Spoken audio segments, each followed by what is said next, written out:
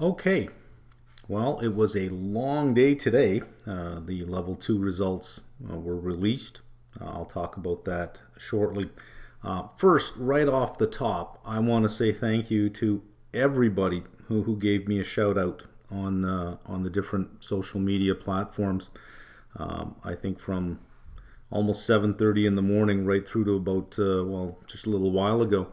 I couldn't really move much from LinkedIn just with all the people thanking me. You know, we don't advertise.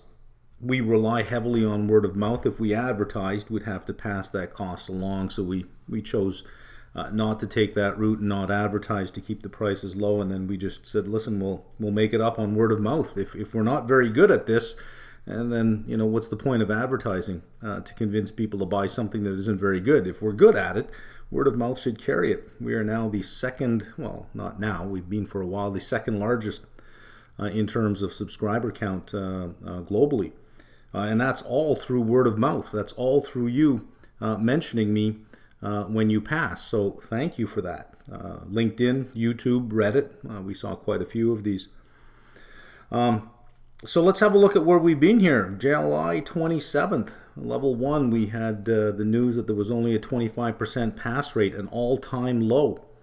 And today we got level 2 at a 40% pass rate. That's the lowest since 2010, and I think it's like the third lowest ever. But still 40%. You know, it's certainly not the 25, still 40%. So if we're looking ahead to next week, August 10th for level 3, the lowest, well, I shouldn't say lowest. If I go back to 2010, the same with level 2 here, the pass rate was 46%. It's been a solid 56% for the last 3 exams.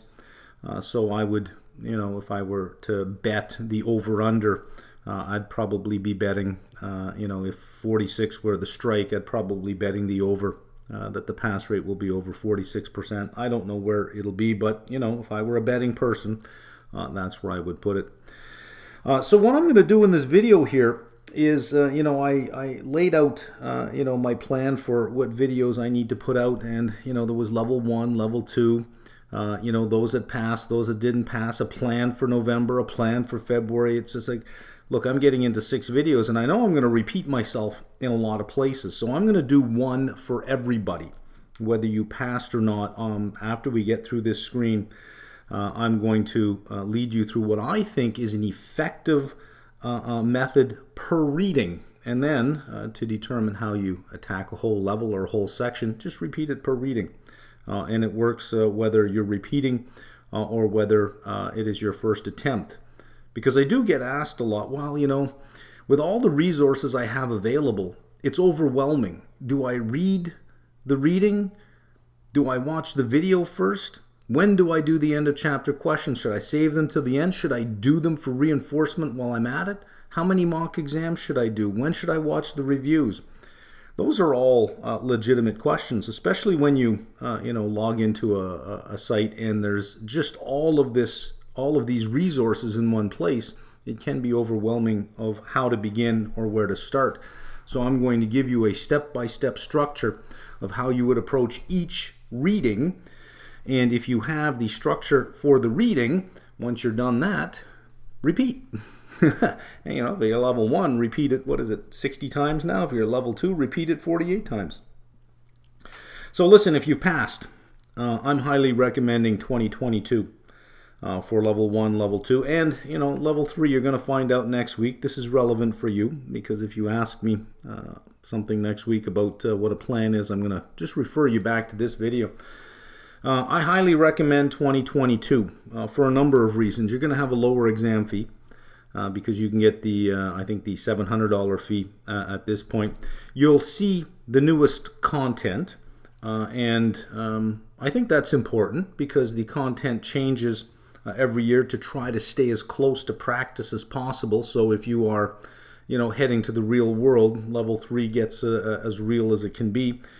Same with level 1 and 2. The content that you find in level 1 and level 2 is actually what gets used. So I think you'd want to have a chance to see what the latest version is. So you see the newest content. Big one here, you get more time. November down here, look at that for level 1, it's 104 days away. Level 2 is 114 days away. So you'll get more time, and there's a lower chance of a deferral. Every night on PBS, they lead off with where the Delta variant is just raging through. So there's talk about a fourth wave in the fall. Why risk another deferral in certain regions for November, right? Why not go into 2022? And the further in the future you push it, the lower the probability of a deferral. Not that it can't happen, just it's a lower probability, right? So I'd highly recommend getting into 2022. Not only that, many of you have been deferred a number of times now. Take a break, take a month off. There's no sin in taking a month off. You don't have to hit the books right away. Take a month off and just relax. Take August off, unless of course you're making a run for February. Then maybe not. For those that did not pass, so far we only have level 1 and level 2, but next week we'll find out about level 3. I highly recommend November for a number of reasons here. You are not starting from zero. If you had an extra 2 months, the day you were about to walk into the exam, if I stopped you and said, stop, just kidding, you actually have 2 more months. For many of you, it probably would have been a relief. It's like, oh, excellent, I could use those 2 more months. Well, you have 4 more months, or at least 3.5 more months. For level 1, the exam window is the 16th to the 22nd. That's 104 days away. You're not starting from zero. So chances are you probably only need another 60 days, especially if you were close to that line. Other big thing here is you don't have to deal with new content if you take November. Which means if you are going into 2022, then you can take this line and say, well, that's not really true for some sections. Some sections at level 1 have been rewritten. There are, I think, not as many changes at level 2, but enough that you're going to have to review certain things. And level 3, well, you can take fixed income and throw it out because it's different. Which means you're going to have to look at new content. All of that effort and all of that work you put in there is going to be gone. So I strongly recommend making a run for November if you can. And we'll follow a strategy of what I call picking up from the bottom, which means, and I'll just draw out, let's say there's your minimum passing score in 1, 2, 3, 4 sections. And you had, your score was here, here, and here. Well, obviously 3 and 4. That means you're going to pick up from the bottom. If your score is way up here, if this is a 70% line and you're up here, general review, you got that. General review is all you need there just to keep it current, and we'll follow a strategy of picking up from the bottom because that's where your biggest gain in your score is going to be. So I'm thinking, if you didn't make it, and if you see your way clear for November, I highly recommend that. If you have to go into 2022, okay, you have to go into 2022. You will be facing some new content, and you will find that some of the older content that you learned is no longer relevant. Quant has quite a bit of that at level 1. Quant has some new readings at level 1 as well, something you haven't seen, which is linear regression. Typically you see that at level 2. Well, now it's got pushed down to level 1. Same with behavioral finance. There's a reading that got pushed down from level 3 all the way down to level 1. So you have that to deal with. It's a trade-off, right? You can get a lower fee if you go into 2022. You can buy yourself more time. You got the lower chance of deferral, but some of the knowledge in your brain is going to be obsolete, which means you have to, you'll need that time. So there we go. Let's jump into a strategy that works for everyone. And this is, I really puzzled over this. I thought, well, what can I say for people who are repeating, and what can I say for people who are starting new? And, no matter how I wrote it up, I came to the same themes. So I thought, let's just do one particular way. Let's just talk about doing it one particular way, and it'll work for everyone.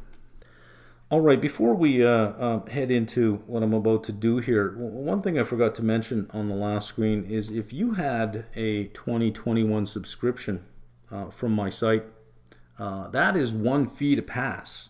You don't have to pay again. We've had a number of emails of candidates who didn't make it, asking, how do I pay again? And we have to remind them, well, you don't. It's one fee to pass. That's it. So if you have a level 1 subscription and you didn't make it, you do not pay again. And you do not pay until you pass. And it's really straightforward. There is a system where you upload the PDF of your results. You'll upload the PDF of your new registration. Our algorithm reads the PDF so that we don't have to have a human read the PDF, recognizes your results, says, okay, here's the do not pass, sees the date, the new registration date, and automatically extends your package to that date. No humans are involved in this. So that's why you just simply upload those 2 PDFs. It's done. And it'll extend you to that date of wherever you're registered to. Okay, let's get into this. And this is a process that I think is probably one of the best methods, and plus what I'm going to show you on the next screen, one of the best methods for keeping it all straight and for having some system by which you're going to go through each reading and get the most out of each reading. Not only that, you see a whole bunch of numbers on the screen here, and especially at the bottom, you see some ratios there. I'm going to show you what those ratios mean, how you can calculate those ratios, and it will tell you where the bulk of the reading happens. And it doesn't always happen where the most pages are, by the way. So that if you are pressed for time, you can let some of the other sections go. And for this one here, I think this is a good example with this reading. We'll see what decisions we can make, and we'll see how much we can learn about a reading and the structure of what we're about to do before we even start the reading. If you're repeating, again, we're going to follow a strategy of picking up from the bottom. Find your lowest performing section, and you're going to do this. Go to that section, you take the first reading, and you're going to break it down. Now, I've tried to present a strategy that works for everybody, whether you're retaking or going on to a new level, and that works whether or not you're my subscriber or not. If you've decided that I don't want a prep provider, I can do this on my own, this will work for you. So it's not as if I'm about to present something that says, you don't have my stuff. Well, screw you. I guess you're done. No, it'll still work for you. So what we're going to do is, this is a top-down approach to get an idea of what the reading is about, just so that we don't get overwhelmed, just so that we have some structure. And then when you have this kind of structure in your mind when you start reading, it all falls into place much better. It all makes sense. You don't get overwhelmed with new things because you're expecting it to happen. I did one of these before, a couple months back, and I used hypotheses testing to show how much we can learn about hypotheses testing without even reading the reading, by starting at a very high level and then recursively working our way down. Now, you may have some experience with currency exchange rates, so that once you have the structure down, you may circle certain things, go, I know this and I know this.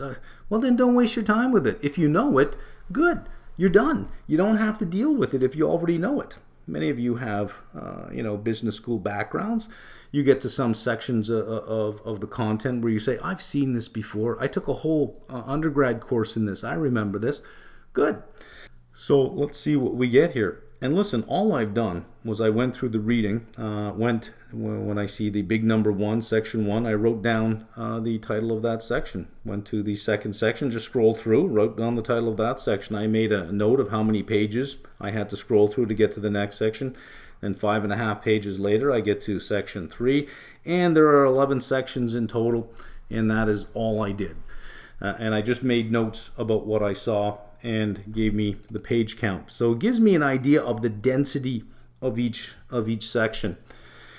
And then I just, sort of group them into themes. This says Forex market, followed by market functions, followed by market participants. This seems like a nice big introduction to the currency markets. Then we get into quotations, Forex quotations, cross-rate calculations, and forward calculations. So I know I'm going to see something about cross-rate calculations. I know I'm going to see something about forward calculations. Then it flips into something different. We have exchange rate regimes. So I'm done with the Forex calculation, exchange rate regimes, and the taxonomy of regimes. That seems like one theme there. Then it goes on to rates and the trade balance, the elasticities approach, and the absorption approach, all related to rates and the trade balance. So instead of 11 sections, I've got 4 big themes. I've got an introduction to the Forex market in terms of its function and its participants. We're going to look at some Forex quotes, some some cross rate calculations, some forward calculations. What are the different exchange rate regimes that exist, and what does it have to do with the trade balance? Then down here in white are the LOSs that apply to it. So these first 3 are A, B, and it's part of C. 4 to 6 is C to H. The bulk of the LOSs happen in here. This is LOSI. All of this is just one LOS. And this is LOSJ. This is one LOS as well. Pay attention to your keywords, because I don't want you learning something you don't have to learn. This is explain. Well, in the elasticities approach, there are a couple of formulas in there. You don't have to calculate anything with those formulas if it doesn't say calculate. You simply have to explain what's going on, and sometimes a mathematical function can explain things better because everybody, you don't have to worry about, the words. It's a common language for everyone, so sometimes a formula can explain it better. But look at the keyword, explain. Don't waste your time trying to calculate and learn that formula and memorize that formula. It's a waste of time. That's not the purpose. Here, what are we doing? Describing. Look at here, though. Calculate and interpret. Well, what do we got? Cross rate calculations, forward rate calculations, Forex quotations. So calculate, interpret, and explain. And here you just have define and describe. You have some calculate and interpret because there's a little bit of LOSC in here. Now, what do these blue things mean? There's 10 LOSs. There are 51 pages. So I took all of the pages and figured out what percent of 51 it is. It's 36% for 25% of the LOS. This is 28% of the pages, but 55% of the LOS. So big star up here. Clearly, that's the focus of this reading for me. If I'm having trouble over here and I'm having trouble over here, I can let this go. This is 10%, this is 10%, but this covers 21.5% of the pages for 10% of the learning objectives. There's another 19. So between these two, I'm at 41% of the pages just for 20% of the LOSs. Right? So I got that nice high-level view. Again, if I'm pressed for time, I can say, you know what, for 42 pages, for 42% of the pages, I'll let that go. But right here, I don't want to go light on this. Even though we look at it, it has only 28% of the pages. You may think, but this is the big section, 36 pages here. Sorry, not 36. 36% of the pages happen here. And this is the second largest section, but this is only worth 25% in terms of the LOS. This covers 55% of the LOSs. So you get that kind of information out of this kind of structure.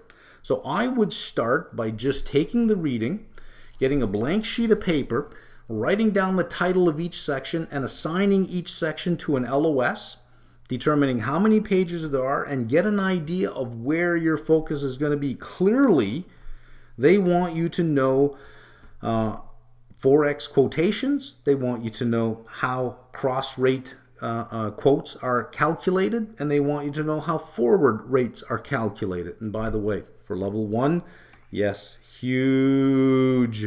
You are going to see that again and again.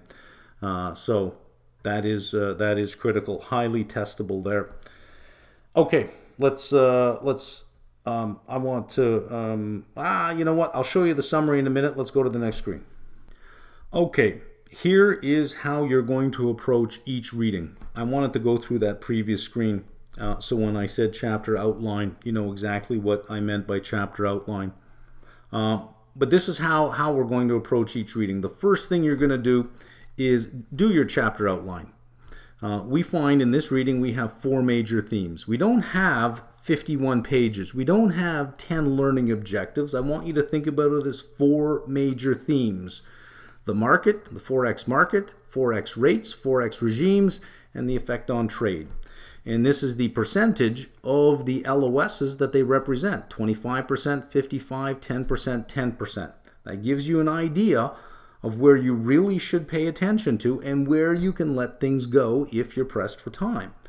It tames the complexity. Now in your head you have a structure of what the reading is going to look like. You know that there are 4 major themes. It's not 11 sections, it's 4 major themes. It's not 51 pages. I don't want you to think about it in terms of those big quantities. Number 2, go right to the end of the reading, and there are summary points. For this reading, for currency exchange rates, there are 25 summary points. It's only 2 pages. Read those. It'll give you a little bit more detail about market, about rates, about regimes, and about trade. So we know there are 4 big themes, and we're going to get 4 or 5 points on each of these things by just reading those summary points first. And I'm going to show you in a second how powerful that is. We'll assume that you don't know anything about this reading. And we'll just read a couple of these summary points. Now that we know the themes, we can read some of the summary points, and you'll be surprised at how much information we can get. If you have a subscription to my site, you can pass on reading the summary points, and I would suggest watch the review video first, not last. Put it first. It'll give you a good high-level view of everything that we'll cover in the reading video, so that when you get to the reading video, you'll be able to say, yeah, I get this, I got that. Next, you got to read the reading. I do recommend reading the book. Okay, we're not here to try to figure out the least amount of work we got to do just to get by. We're here to be successful in a career. So, we want to do this right, and we want to hit a home run, right? You got to read the book. I shouldn't say you got to read the book. I highly recommend reading the book, especially for readings where you're not too certain about things. Now, I will say, and listen, when you're going through the reading videos, I make it very clear. When a reading is not written well, I make it very clear that it's not written well and that there's no point in even reading the reading.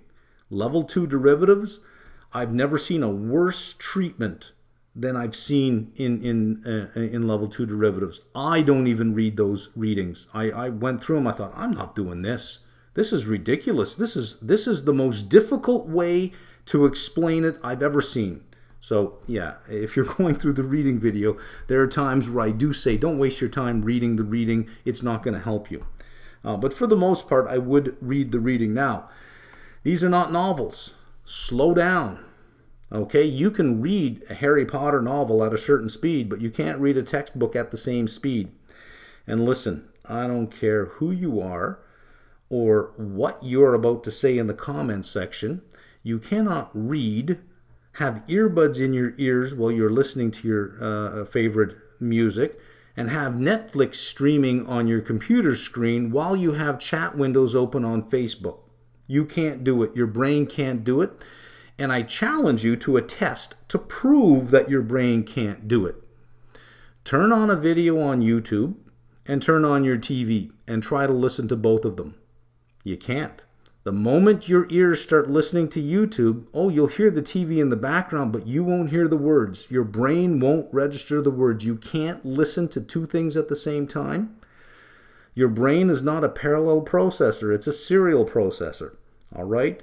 So if you're reading, find the best time of day that you know is the best time for you to read, where your synapses are firing at their fastest, where you're the sharpest, whether that be in the morning or at night. Find a quiet place by yourself without any interruptions, and there's how you read.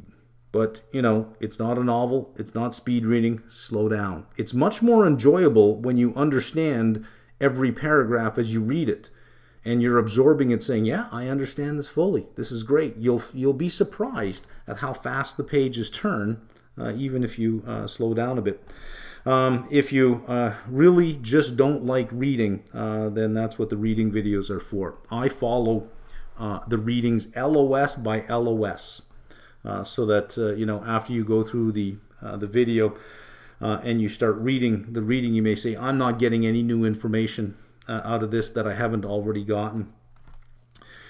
Within the reading, there are boxed examples. Do not skip these. Okay, don't. I'm going to show you something here in a second. We're going to pause this screen. I'm going to show you something. And do these concurrently with the reading. These are formative assessments. Formative assessments means they help you learn. Sometimes you'll be reading a section of the reading and go, I just don't get this. The example will clarify it. Oh, that's what you're talking about. You know, language is imperfect here. In the 51 pages for this reading, by the way, 14 and a half pages are boxed examples. So this is not really a 51-page reading. It's a 37-page reading. There are 8 examples, 38 questions within those 8 examples. And they are quite often the basis for exam questions. So I would not skip those. Also, you can get more questions with the with QBanks, whether it be on my site or the CFAI site. Now, a word about questions. You don't need 5,000 questions. All right, you don't need 5,000 questions. There are more than enough questions within each reading, just from the boxed examples. Look at that. You have 38 that walk you through. And they're spread out through all the sections, so they walk you through the major themes. There is enough in there, 38 of them. And then if you go to the end of the chapter, there's another 21 questions. By the way, these are more summative. They're not formative. Formative helps you learn. They have really great examples, really great answer explanations, and they break it down. The ones at the end of the chapter, they don't break it down as much because they're not there to teach, they're there to test. They're more summative. Do these on another day. Don't do them on the same day that you do the reading. Do them on another day. And if you have our subscription, I do end of chapter question videos where I actually walk through each of the questions. As you do the end of chapter question videos, it's not enough when you see A, B, C. It's not enough to read and go, oh, okay, that's A, and then move on. Whoa, whoa, whoa, whoa, whoa. Get rid of B and C. Why is it not B? Why is it not C?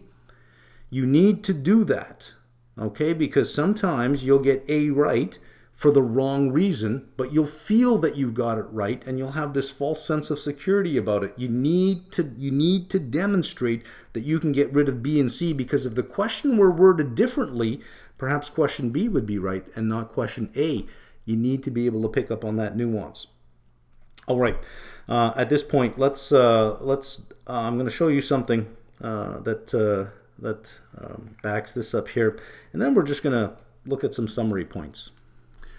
Okay, at the start of each book that you have, if you go to the all the preamble before all the readings start, this is page 11 or XI, and scroll down to the summary here.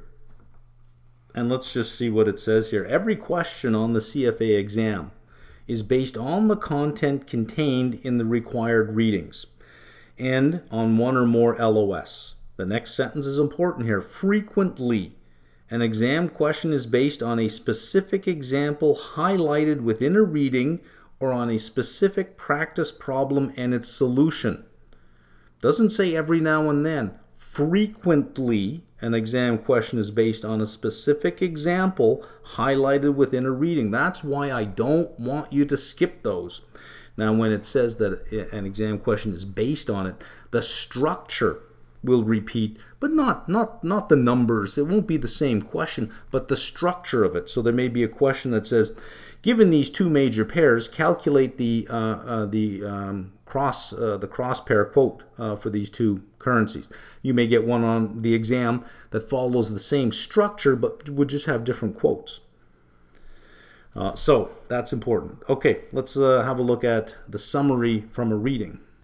All right, so I've scrolled all the way to the end of the currency exchange rate reading for level 1, and this is the summary, and we can see some bullet points here. There are 25 bullet points, and it's 2 pages long. So let's just have a look at the first bullet point. You remember the big themes that we had in this reading. The first theme was all about the market itself. Look at bullet point 1, measured by average daily turnover. The foreign exchange market is by far the largest financial market in the world. Well, I've just learned something without reading. Well, without reading the reading, right away I know something about the Forex market. It's the largest in the world, so seriously, this must be important. It has important effects, either directly or indirectly, on the pricing and flows in other financial markets. What's the next one? There's a wide diversity of global FX market participants that have a wide variety of motives for entering into foreign exchange transactions. So here I'm probably going to be presented with a list with a lot of detail. Let me tell you something about lists. You're not going to get a question that asks you about item 6 on a list. That is an unfair question and it misses the point. That's not the theme. That's the detail. You're not going to get that kind of detail. Now, if it got to a section and said, let's say this bullet point said, there are 3 major participants in the Forex market, well then you better know those 3. It's naming 3. But if it says, oh, there's a whole bunch of players with a whole bunch of different reasons, that's the point. That's the point we want to be aware of. It's a dynamic, large market with a lot of different players there for a lot of different reasons. Don't get lost in the detail. Whenever you're given an exhibit that has 8, 9 points in there, or a process that has 12 steps, that's not really testable. It would be unfair to ask on step 6, what do you think? That's missing the point. Look at the learning objective, look at the keyword on it, and don't get lost in the detail. Next one, individual currencies are usually referred to by standardized 3-character codes. Look how much we're learning about currencies here, right? These codes can also be used to define exchange rates. There are a variety of exchange rate quoting conventions commonly used. Well, chances are we're going to be introduced to those. We'll read one more here. A direct currency quote, well, we're now on the second theme. So I think we've covered the first theme, 3 big points about the first theme. It's the largest market in the world. It has effect on the pricing of other securities and on other flows. This is money flows in other financial markets. Whole bunch of different participants there for a whole bunch of different reasons. And listen, they all have a 3-character code, so all the currencies can be broken down into that. Let's look at this thing about the quote.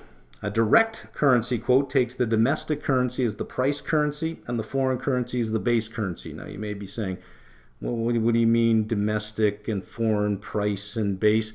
Well, guess what? Look at the beautiful gift that you were just given. You will never read anything for detail better than when you already have a question in your head. So I can give you a paragraph and you can read it. Then I can say, what did that paragraph say?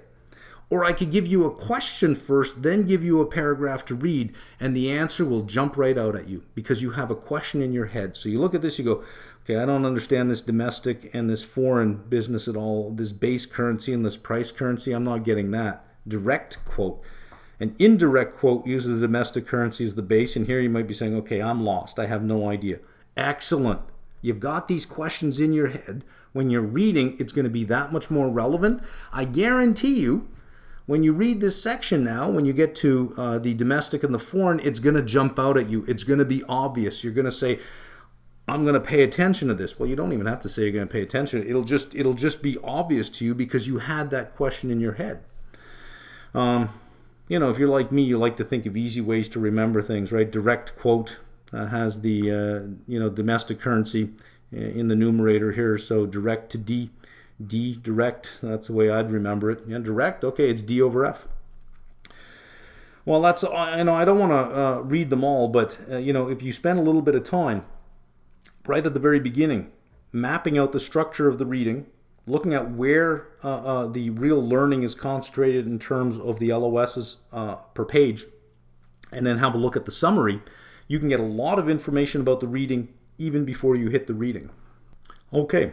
So we've been through preparation and we've been through the learning. The whole last screen is a great method for learning. Start with your summary, your chapter. Start with your chapter outline. Hit the summary section first or the review video. Then go through the reading. Do not skip those inbox examples. And then once you get to the end, don't worry about the end of chapter questions. You can come back and do them at some other time. Let's look at the process of internalization. This is moving the knowledge from short-term memory into long-term memory. Well, review is needed for that. And you can review easily. Again, if you don't have my content, if you're not watching the review videos, send just the summary points, those 2 pages, send those 2 pages to your printer. And a section might have, 5 readings. It might have 9 pages of summary points. Print out those 9 pages of summary points. There you go. Carry those around with you if you need to review. Just read those summary points. And you can even add a few little notes to your own summary points. Review regularly. Whatever regular is for you, I would review regularly. Let's look at the concept of mock exams. Really only about 3 to 4 weeks before the exam. These are what are called summative assessments. They're meant to test you. There's not a lot of learning that will happen in mock exams. They're really meant to test you. So they're designed to test, not teach. I've heard the expression mock till you drop. Do as many mocks as you can. I disagree with that.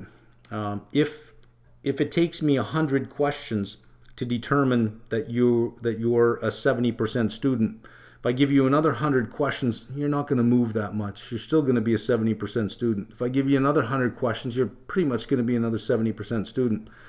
So after each mock exam, there has to be some intervention that you engage in that you then want to retest yourself.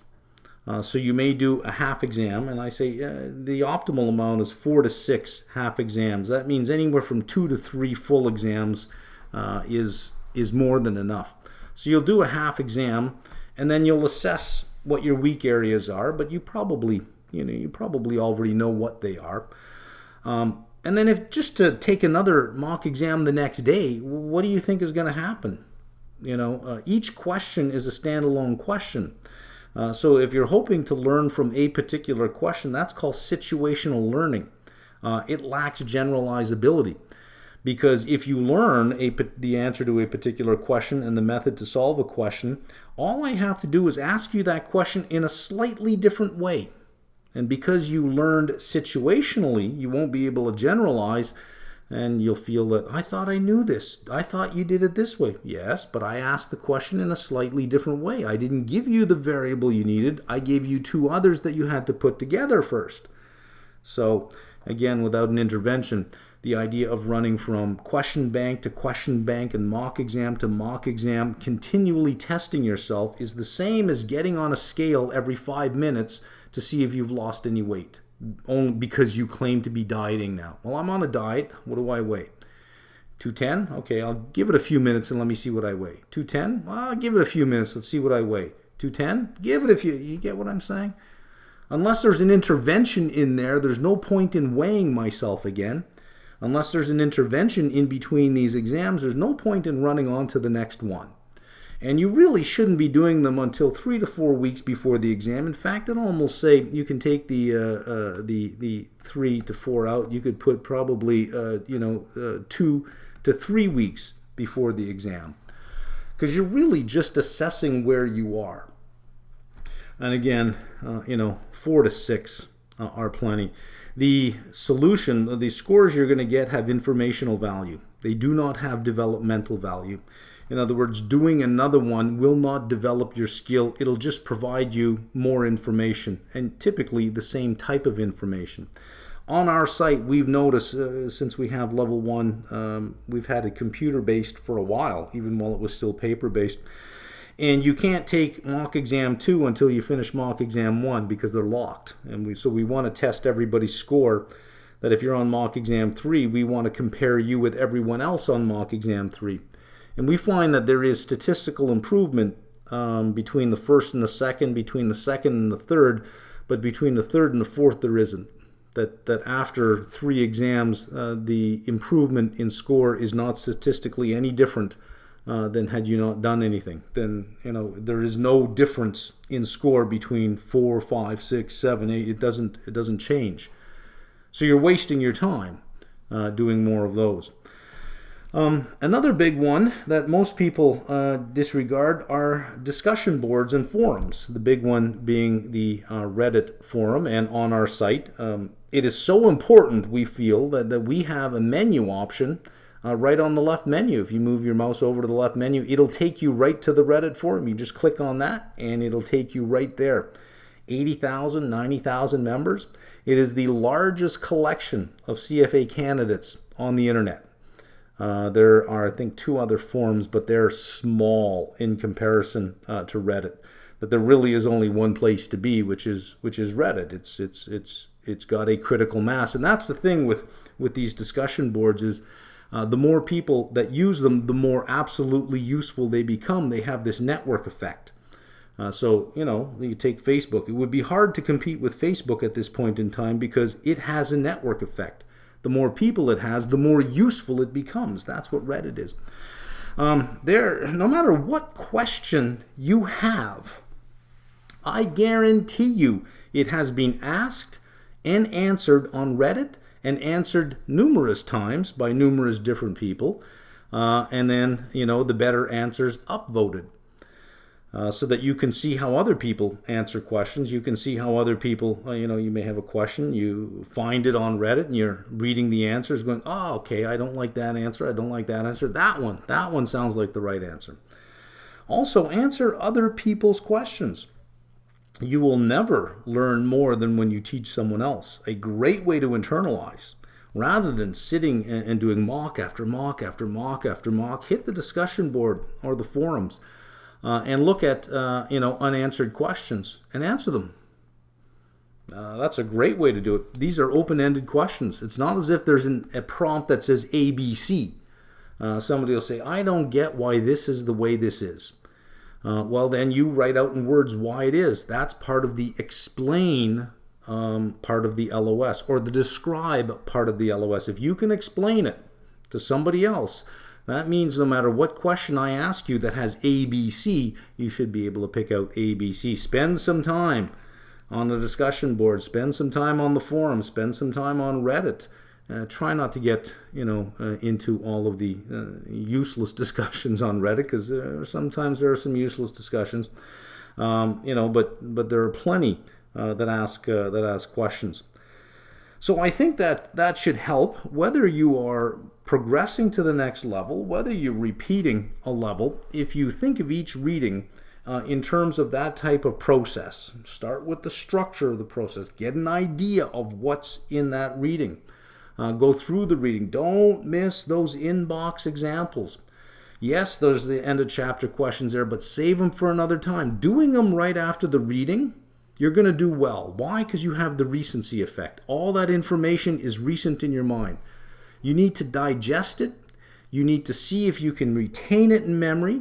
You need to see if you can still understand it a day or two later. Then you go and do those questions. And CFAI has a big question bank as well. I think at all three levels they have plenty of questions. There's no shortage of questions.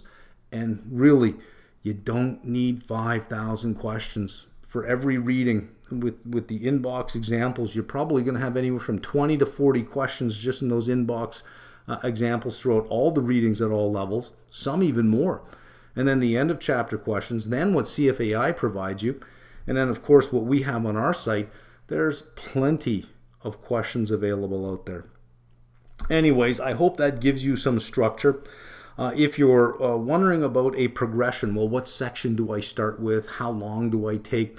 If you go to our site, even if you're not a subscriber, we offer this for free. There's a planner, a very detailed planner, where you can enter a bunch of information. There's a video that walks you through all the steps of how to set up the planner, how to enter all the information. It'll give you a recommended schedule, a start date, and an end date per section all the way through. Now we have hired, I think, 3 new IT people in our Toronto office, or 4. One of the things that we are going to redo is, not redo, but we're going to add a lot more functionality to that planner, so that it is more, that it, right now if you finish a section early, it does not move the other dates of the other sections. There are some little issues like that I'd just like it to be a little bit more adaptive. Oh, and one more thing, which, some people were unaware of who were subscribers. We have an app. We have an app on our site that if you are a subscriber, you can install the app on either Android or iOS, and you can download the videos into the app for offline viewing. We don't allow downloading over the internet anymore. We've provided the app for that. Because we can control the file sizes, which means we can control our costs a lot better than we can downloading it any other way. You can download it into the app, and you can watch it offline. I think it's up to 30 different videos you can download. It was 15 at the beginning because we had to test to see what our bandwidth capacity was at 15. We want to make sure that we had the reservations for that first, and then we increased it from there. And then we're going to add more functionality. In fact, the planner is the next thing to get added to the app. Okay, that's a long one, isn't it? I know. I hope that that helps, gives you some structure for each reading. And all you do is repeat. Go to the next reading, repeat it again.